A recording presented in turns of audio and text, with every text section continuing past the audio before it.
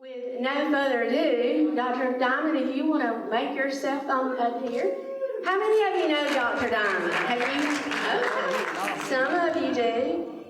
He's going to talk to us about, there's those symptoms sometimes we have and we want to push them back, but if we go ahead and see about them and get them fixed, we'd be a lot better off. But if you're like me, when those symptoms come, I like to push them under the carpet. I hope they go away. I say this all the time, it's just my age. Has anybody ever said that?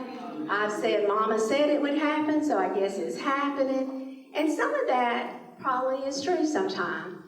But what is important, that we don't put things off so long that we do not get them fixed, and we find ourselves in a crisis, or we find ourselves dealing with something bigger than it had to be because we just didn't stop and listen to our bodies.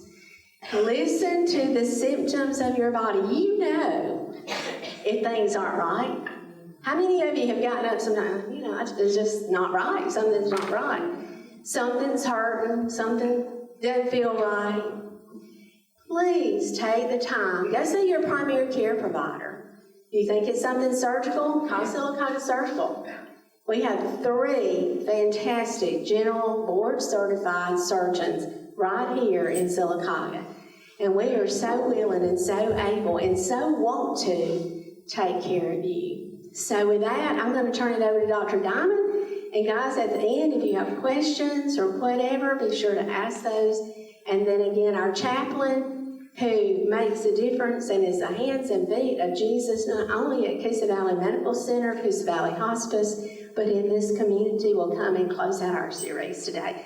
Love you guys, happy summer, and see you in the fall. Can't wait. October, we'll be back.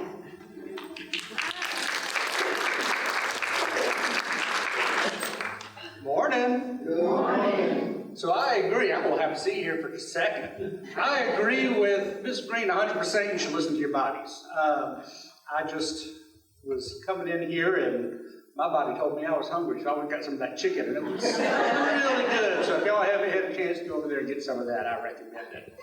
I'm Dr. Dimon. I'm with Silicotta Surgical Associates here in town, and I just wanted to come and chat with you guys about kind of some of the things we do, some of the things that we offer, and to answer any questions that y'all might have about what we can do for you. So, our mission here is to provide high-quality surgical care close to home. You certainly could ride to Birmingham, ride to Atlanta, Nashville. There's any number of big cities you can go to if you want to drive and get your medical care, but nobody wants to do that if you don't have to. If you can be close to home, close to your family, not have to travel, that's better. You're going to heal better at home. You're going to, recover more quickly with your family around you. So we want to be able to bring as much of that here into town as possible, and try to keep you from having to travel. This is just going to be kind of a run through of the things that we can do. I'll start off with some of our diagnostic and screening services. We offer colonoscopies and endoscopies. Those are the things that we are supposed to get when we turn 45 and then keep getting them throughout our lives. I know we maybe you don't look forward to those sorts of things, but just like getting your oil changed, to get your tires rotated, it's real important that you do that for maintenance and to head off any problems before they occur. So we take care of those things for you here. Other issues that you might find yourself dealing with is maybe you've got a lump or a bump or something that's showing up on an ultrasound or a mammogram that you've had done, and you need to find out what that is. And so we go to great efforts to get that answer for you here in town. We can do thyroid biopsies, breast biopsies, liver biopsies, skin biopsies, lymph node biopsies, just about anything that you've got that needs a biopsy. We can try to get you a piece of that and get an answer for you. And that way, if you have a problem you need to deal with, or there's nothing to worry about. As far as some of the conditions that we treat all kinds of skin conditions. We can take skin cancers off for you. If you have an infection or abscess, we can certainly take care of that for you. Lots of people have cysts and things that need to be removed, lumps, fatty tumors, things of that nature. We can take care of that for you, either in the office or in the operating room, depending on the situation. Burns we can take care of as long as they're reasonable sized burns. If you fall in a fire, you might need to go to a burn unit. But for scalds and spilled some hot water on you, firework blew up next to you on 4th of July, that sort of thing, we can definitely take care of that for you here. The skin grafts, that's something we can help you with. Lots of people have toenail issues, ingrown toenails, infections, and funguses, and things like that. We take care of that for you. And then if you have chronic wounds, either from diabetes or vascular conditions and things like that, maybe you've got toe ulcers, foot ulcers, leg ulcers, we can help you with those. We also have the wound care center attached to us in the building where we can get more kind of long-term management of those. If you need hyperbaric oxygen treatments, if you need advanced tissue replacement, things like that, we can take care of it for you. So we run the gamut of skin conditions, and pretty much anything you need, we can try to take care of for you. We also take care of a lot of digestive issues. So very common, people have problems with their gallbladder, people have problems with their appendix, we can take care of that for you. Unfortunately, people can get blockages, people can get ulcers, things of that nature. We definitely take care of those things. Acid reflux is a big problem, and that's something that we can take care of for you as well, either through medical treatment, or if you have real bad acid reflux, there's surgery for that. We can tighten things up for you and keep that acid where it belongs so that you can feel better. Other digestive conditions, GI bleeds, hemorrhoids, colon diverticulosis or diverticulitis, pancreatitis. If you're having trouble swallowing and you need your esophagus stretched, or even more advanced procedures than that, that's something that we can offer here for you.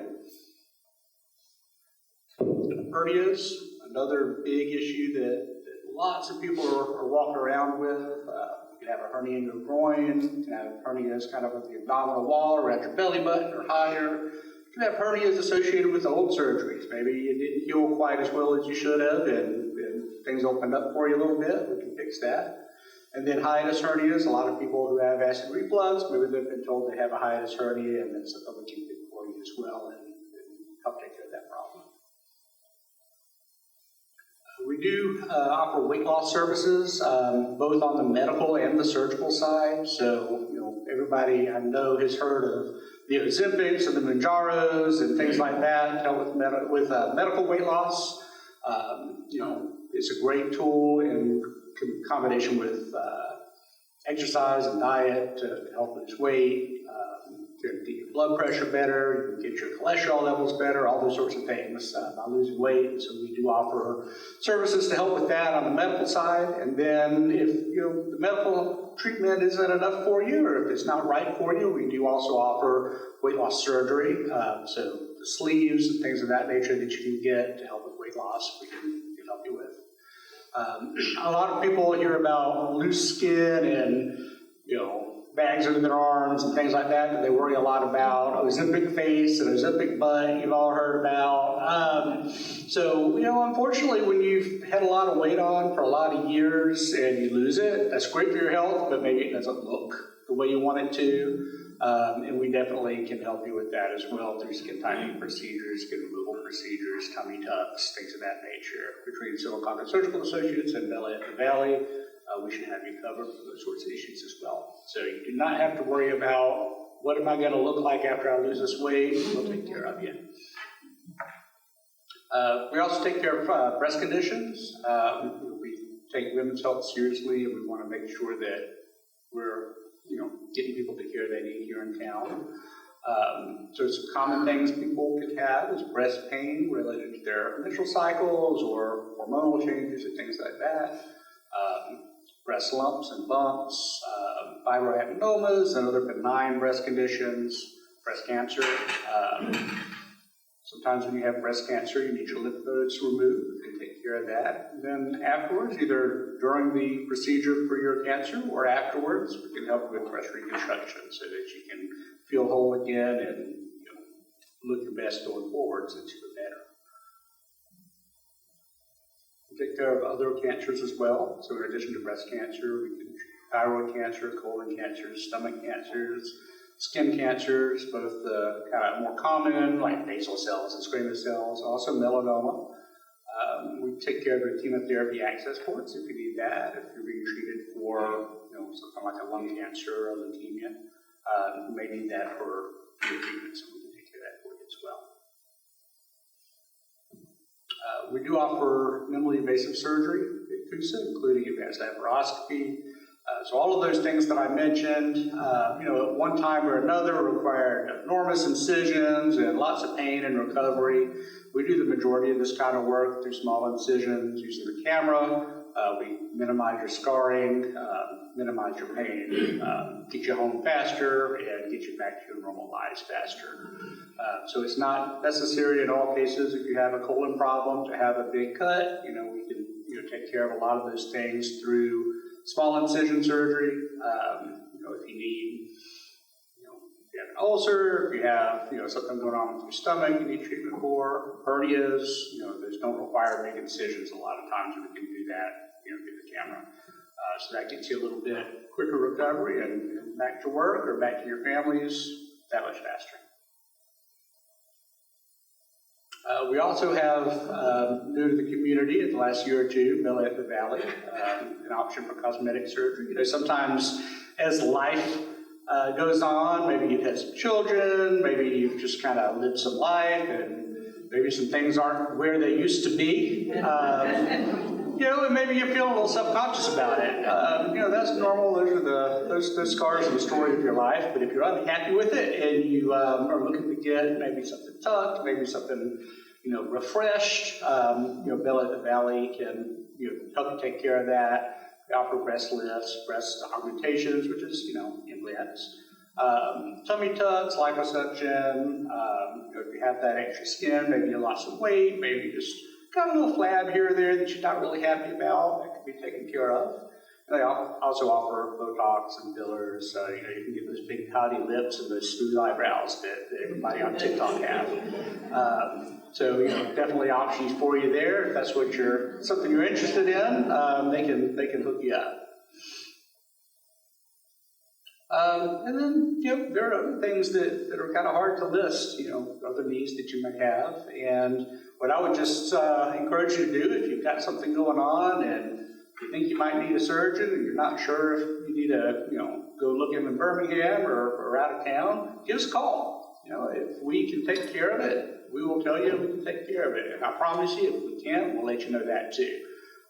So we want to keep things in town and keep you close to home as much as possible. But if you've got one of those things where you just really need to go to the big hospital, we're going to be upfront and honest with you about that and let you know, hey, this is who I recommend you go see, and we'll get you linked in with the right people.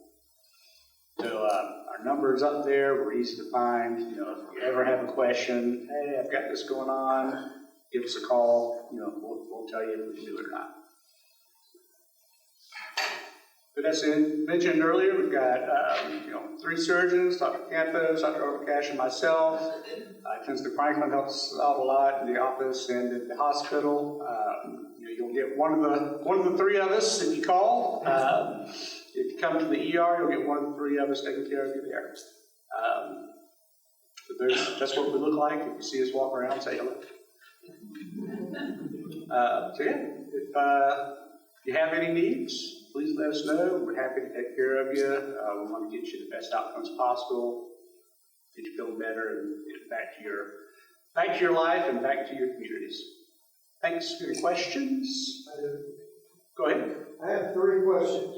Number 1, what personality traits and skill sets made you decide you wanted to become a general surgeon? That's number 1.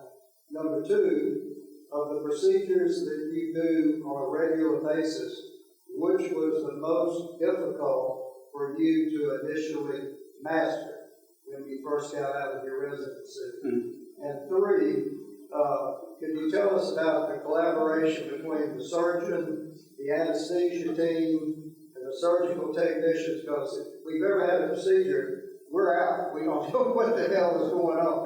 But how important is that in your practice? I'll take them in reverse order, which means I'm going to forget first. You'll have to remind me. Feels like a job interview. That's okay, though. Coordination is very important. Medicine is a team sport. Anybody who tells you otherwise is crazy. So it is extremely important for the surgeons to work well with the surgical technologists, the circulating nurses in the operating room, the nursing staff in the hospital, on the floors in the ICUs, the anesthesia providers. All of those people are vital to a good outcome. And it's very important that we work together as a team, which I think we do a good job of. At the end of the day, 99% of the time, everybody's on the same page about taking care of a patient, and it's very routine. Sometimes, there's, question about, hey, do we need to do something this way or the other way? What's the right kind of anesthesia for this patient? And, it's just a conversation.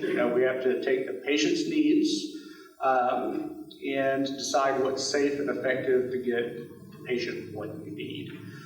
So sometimes we'll have a conversation and, I'll have thought we were going to do a certain type of anesthesia, and they'll come to me and say, I think it would be safer to do it this way. Oh, well, I need this in order to get the job done well. And we just kind of sort it out and figure out what the best plan is for the patient, because that's always what it's about, is what's best for the patient. And we go forward. We try not to cancel cases and things like that, but occasionally that happens. Somebody will get there the day of surgery and maybe they've got a cold, or they've gotten pneumonia, or their allergies are just really bad and they can't breathe. They'll say, what, now's not the right time. We need to put this off so that you'll be safe. And those are conversations that happen not real frequently, but on occasion. And I think that everybody has a patient-centered culture of safety in mind, and we want to do what's right for you, not what's right for my schedule or my convenience or the anesthesiologist's convenience. We want to get you what you need in a safe and effective way. So that's that question. Your previous question: what was most difficult for me coming out of training?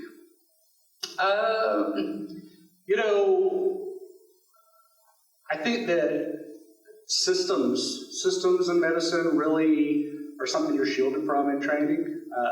And so learning insurance approvals, how to get people what they need, that sort of thing, we're shielded from a lot of that in training. And so a lot of those were things that had to be learned once getting out. Personally, I feel like I went to a training program that trained me pretty well in the technical aspects, the sewing and the cutting and those sorts of things. So it's just a matter of getting cases under your belt and doing it over and over again and getting better and better. But yeah, I think that in training, if you've got somebody who's going into medicine or thinking about going into surgery that those are things they should be paying attention to during their training is the kind of coordination of care and working with the bureaucracy of insurance and things like that, because that really can be a challenge. And then what was the first question? That was pretty much it. Okay. As far as any particular procedure that was very difficult to learn that you do routinely now? Yeah, so procedures that, it's a great question. I'm trying to think of something that I did not do in training, but now I do. Probably some of the more advanced hernia techniques. I didn't go to a training program where we did a lot of advanced abdominal wall reconstruction, doing the big hernia cases.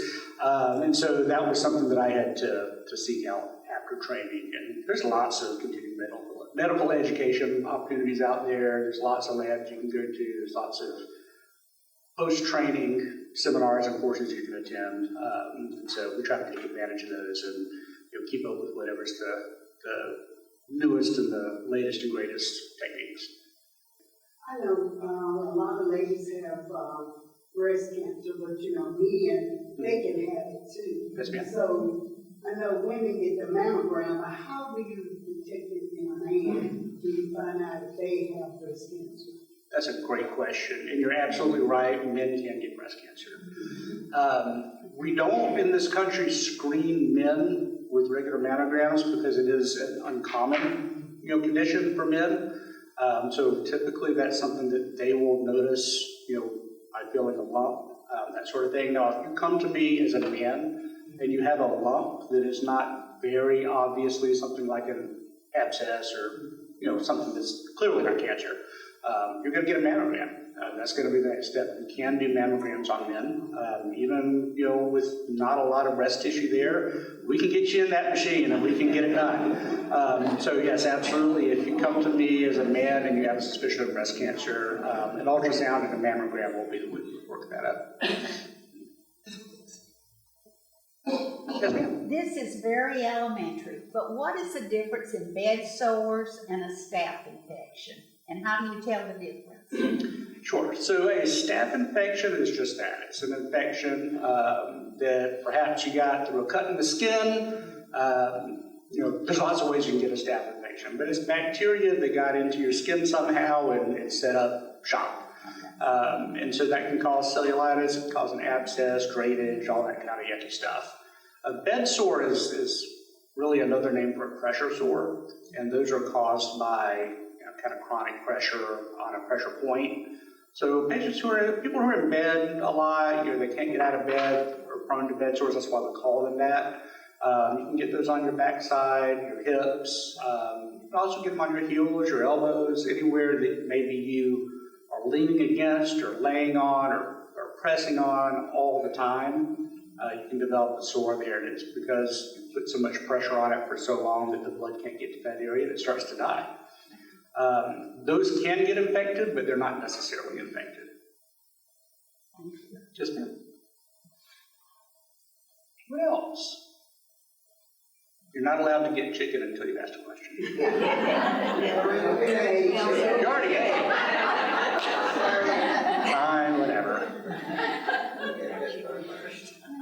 Well, if you guys don't have any other questions, I'll turn you over to our fantastic chaplain to give you some advice about, or some information about what he does. Happy to talk to you guys all again. Give us a call or just swing by. Take care of you. And if you need anything, please let us know. We're here for you.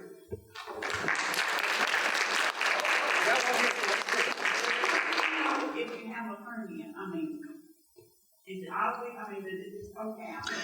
They're not always, they're not always obvious. Typically, it's either going to be a bulge or you're just going to have a nagging pain that you can't get rid of. Around the belly button, typically. It can be on the side of your belly or it can be down kind of in the creases of your groin.